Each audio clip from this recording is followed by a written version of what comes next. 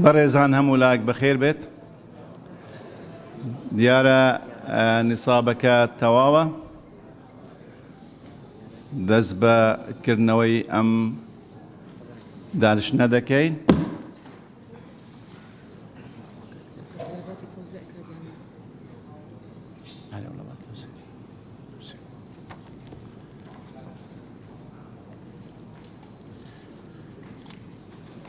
بەناوی خودای پەخشندەی میهرەمان دانیشتنەکەمان بەناوی گەلی کوردستانەوە دەست پێ دەکەین.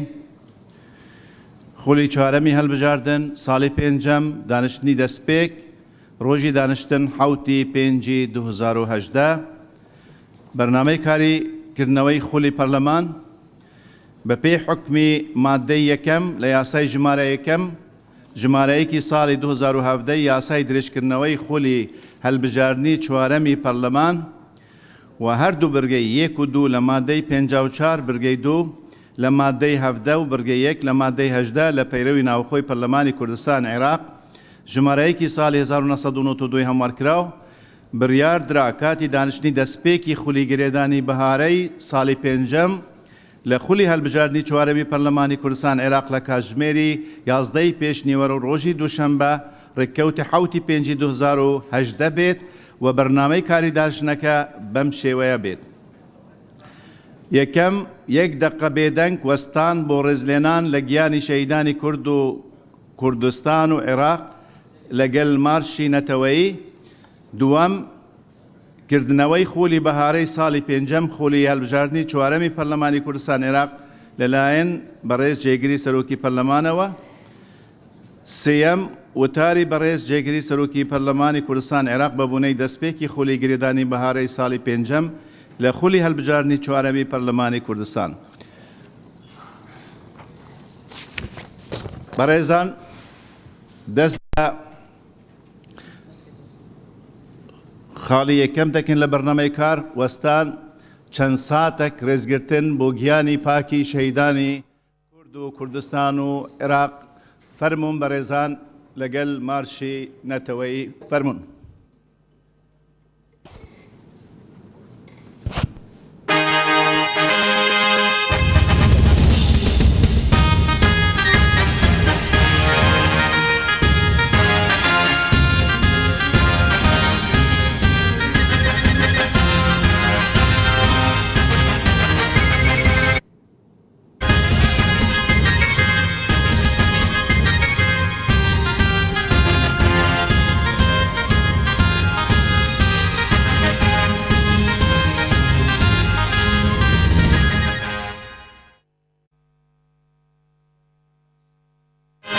بەڕێزانەی کە ئەمڕۆ داوای مۆڵەتیان کردو بۆم دانیشتنەی پەرلەمان دکتۆر فرسەت سۆفی، دکتۆر شێرکۆ حەمە ئەمین، عەبدوڵڵا جاسم ڕەجەب، ڤیان عەباس عومەر، حەیات مەجید قادر، ڤەمان فەیسەڵ،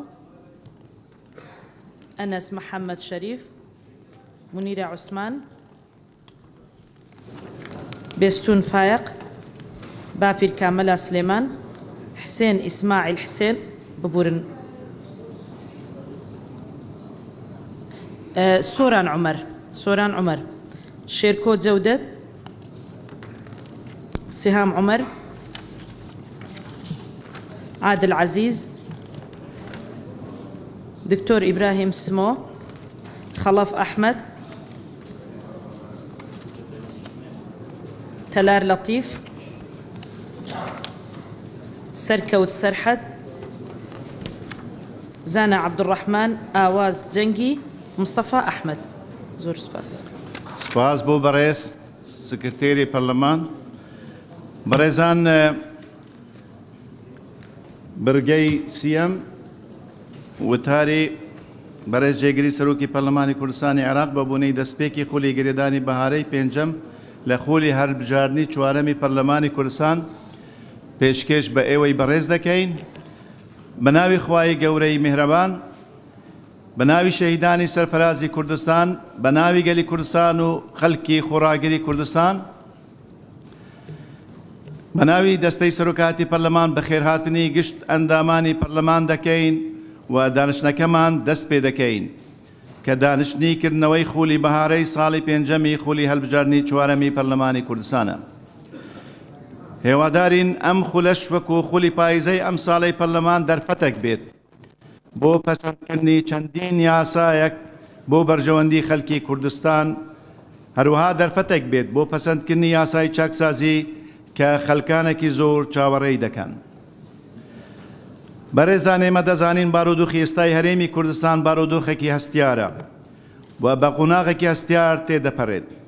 بەهۆی بانگەشەی هەڵبژاردننی ئەنجومەنی نوێنەرانی عێراق، ئەم هەڵبژاردنە بۆ هەرێمی کوردستان و بۆ عێراق گرنگێکی تایبەتی هەیە و تا کورد ئەنجامی باشتر و خەڵکی کوردستان ئەنجامی باشتر بەدەست بێنیتن لە بەرژەوەندی خەڵکی هەرێمی کوردستاندا دەبێت. و پێگە و مافە دستوریەکانی هەرێمی کوردستان پارێزراوتر دەبێت لە حکومەتی فیدرالدا. هەر کورسێک بۆ هەرێمی کوردستان و پێکاتەکانی هەرێمی کوردستان بەدەست بهێنرێت دەستکەوتێکی گەورەیە. جا ئەگەر ئەم کورسیە سەر بە هەر لایەنێک بێت، گرنگەوەیە هەرێمی کوردستان و خەڵکی کوردستان و پێکاتەکانی کوردستان زۆرترین ژمارەی کورسی بەدەست بێنن و لە حکومەتی فیدرالدا بە زمانی خۆی و بە دەنگی خۆیان داوای مافەڕەوە و دستوریەکانی خۆیان بکەن.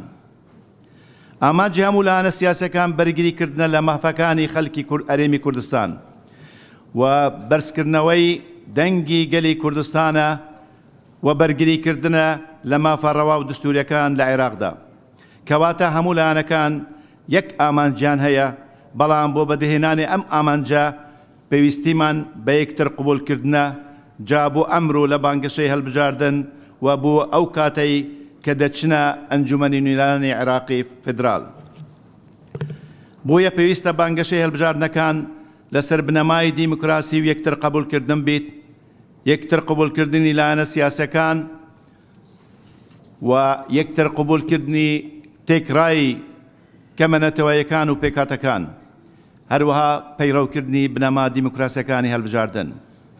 ئێمە وەکو دەستەی سەرۆکاتی پەرلەمان وەکو ڕاستپاردەیەک لەم دانیشتنەی پەرلەماندا داوا لە هەموو لایەنە سیاسیەکان دەکەین لە بانگەشەی هەڵبژاردنەکاندا بە ڕۆحیەتێکی بەرزەوە، دیموکراسیانە و ئازادی خوازانەوە و دوورکەوتنەوە لە هەموو تێشکاندنی یەکتر، ناوزراندن، پەلاماردان لە چه شێوازی مەیدانی بیت، چه لە پرۆگرامەکان و تەلەڤیزیۆنەکان لە تۆڕە کۆمەڵاتیەکاندا بیت، هەمومان پێکەوە دوورکەوین لەو شێوازە نامەدانیانە، ناشارستانیانە، داکوکی بکەین لەسەر هەلمەتێکی جوان، هەلمەتێکی بێگەرد.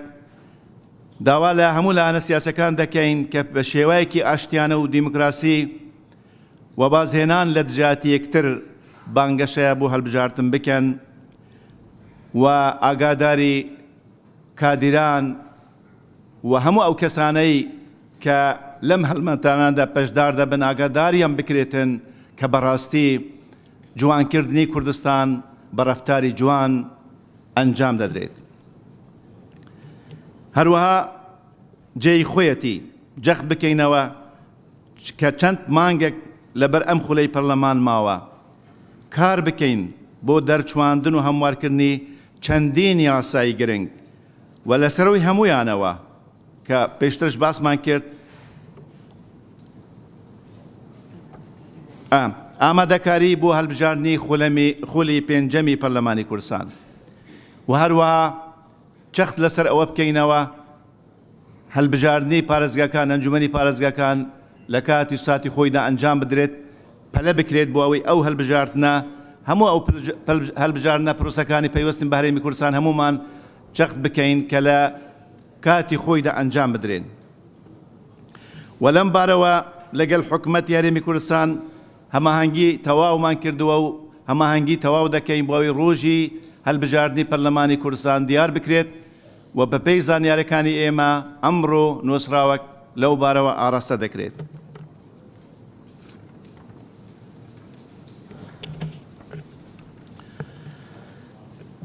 هەروەها پەسەندکردنی پەیڕەوی ناوخۆی پەرلەمانی کوردستان کە خزمەتێکی یەکجار زۆر گەورە پێشکەش بەم پەرلەمانە دەکەتن دەزانین میکانیزمەکانی کە شێوازی کاری پەرلەمانی بخولەکانی ئایندا بە شێوازێکی زۆر باش دیاری دەکات. داوا لە لژنە هەمیشەیەکانی پەرلەمانی کوردستان دەکەین کە کارەکانیان بۆ ئامادەکردنی ئەو یاسانەی کە گرنگن لەم خولەدا پەسەند بکرێن لە بواری چاودێریکردندا بخەنەگەر بۆ ئەوەی بتوانین لە ماوەی ئەو ماوەی لە بەردەستدایە کاریان لەسەر بکەین. لە کۆتاییشدا هیوادارین هەموو فراکسیۆنەکانی پەرلەمانی کوردستان بە گیانێکی لێبوردەیی و کورد پەروەرانە و لە پێناوی بەرژەوەندی گشتی خەڵکی کوردستان و ئایندەی نەتەوەکەماندا بەیەکەوە بتوانین هەوڵەکانمان بخەینە گەڕ چڕ بکەینەوە تا لەم هەڵبژاردنەی کە ئێستا ئەنجام دەدرێت و بۆ هەڵبژاردنی پەرلەمانی کوردستانیش ڕوویەکی جوانی کۆمەڵگەکەمان و باوەری تەواوێتیمان بە دیموکراسی و ئازادی و یەکتر قبولکردن پیشانی هەموو دنیا بدەین. دووبارە پیرۆزباییتان لێ دەکەین بە بوونەیکردنەوەی وەرزی بەهارەی ئەم خولە و بە هیوای سەرکەوتن. بەڕێزان،